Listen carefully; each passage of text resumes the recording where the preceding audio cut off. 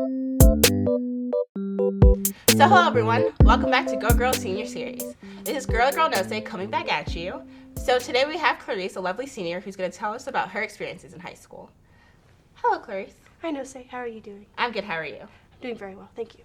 So what is your field of study or looking to go into? I'm looking to go into aerospace engineering in college and for my future career. Mm-hmm. And what draws you towards aerospace engineering? Since I was a kid, I wanted to be the first woman on the moon. It's like only guys have been on there. Right. And then I was like, that's kind of impossible. Like, we're not going to go back to the moon. We've already been there. And then I got into like space. Space really started to interest me in 6th grade when we did like earth science. Mm-hmm. And something about space, it was really pretty and just really cool. And It is. Physics and something about space was really cool. And then I got to GSMST and I found engineering when we had like phys eng freshman year and then engineering concepts and applications sophomore year, and something about like building was really cool. I liked working with my hands. Right. So I was like, space, engineering, aerospace engineering, but more with space, not like airplanes or helicopters or like underwater, but like specifically like out of the atmosphere kind of space. Mm-hmm. And what is your end goal? Like, is there a project you want to accomplish or like?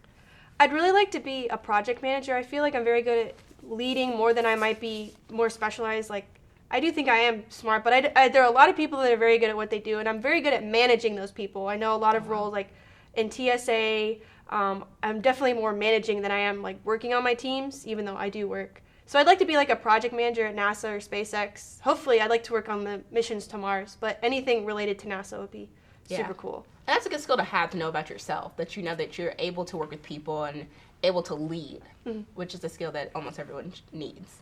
So how are the female to male ratios, especially like in such a highly scientific career? Compared to computer science, it's very male dominated, and so is aerospace engineering. It might be like the second most male dominated with about 87 to 90% male and 10% female workforce. Like that's, like I was looking for roommates at Georgia Tech, and so many of them like were doing like biomedical engineering, biology. And I think I found 2 or 3 people in like a 300-person group that was doing aerospace, and so. I know it's going to be very difficult for me to get ahead because it's such male dominated, but also the fact that we're like breaking through that barrier is going to be really cool.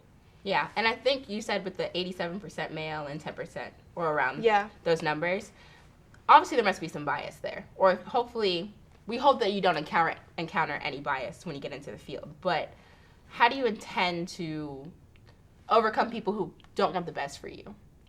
I think through like TSA, like my mentors told me that it's gonna be a lot harder for me to get ahead. How hard I've had to work this year just to make sure that the guys will even listen to me. Right. Or like our male officers, making sure they do. If I say something, they may not listen. Where in the past, our other presidents were male, and so they were, they probably got a little bit more attention. But I definitely work hard, and even if they don't if I don't get as much attention as a leader as I need to, I'm gonna work ahead and go towards my goals, and I'm gonna make sure that. Even if they don't listen to me, that I know if I work hard and I get the project done, then I will eventually get the recognition that I need, even if it's not as soon as I want it. And that's a good mentality to keep, because even if people don't want the best for you, you have to want the best for yourself. Yeah. So that's good advice you'd give to someone who wants to go into like highly scientific careers. That seemed like a really good idea and really good advice. Yeah. If you're going into like a very male-dominated career profession, it's probably because, women just started, not just started getting in the workforce, but, we've been breaking through more workforces, but you've got to keep going for it, and you've got to keep fighting, because if you don't keep fighting and you give up, then what's kind of the point?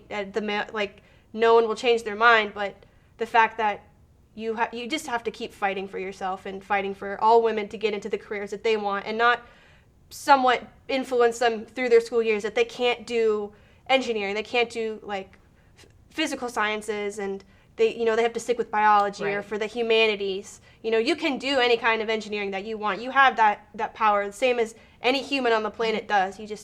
We have to work harder to get where we want to go. Yes, and if there hasn't been anyone in that position, let's say there hasn't been a woman in such a high position, you be that first woman. Yeah. You set that example. You be the one who goes out there and gives their best and just gives the best image of themselves so that others can follow your lead. Yeah, if you show a good example for women everywhere, then people are going to start noticing that trend. And so if you set, like you said, if you set the example, then, more women will get to like higher positions and get into better jobs and better pay. And yeah, that reminds me of what Hillary Clinton said when she lost the election. She said, "We didn't break the glass ceiling today, but eventually someone will." Yeah.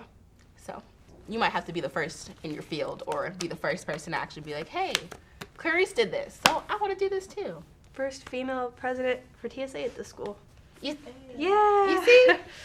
And yet Dr. Lockhart was talking to my mom, and I kind of switched up a little bit. He said he was talking to my mom. She's like, she's had to work twice as hard to get the attention of all of our officers because, like, they sometimes don't listen to me. They're a bunch of junior and senior guys that don't really care.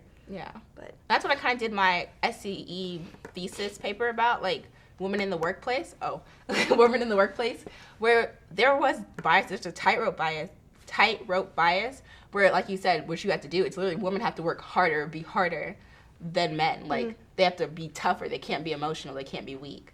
And there was also the one about the, like, maternal bias, which you don't have, where they feel like women who are with children just aren't capable of being in that mindset of, like, a heavy, like, work environment, which is BS. And then there was also another one, which I don't remember, but it was also that fact of, like, dang, like, you really have to, on top of, let's say your job is stressful, your job is hard, you also have to keep that in mind that people aren't going to take you seriously. Thank you so much, Clarice. This has been amazing. Well, thank you for having me. This has been Go Girls Senior Series. Thanks for watching, and see you next time. Do you want to do any sort of wrap?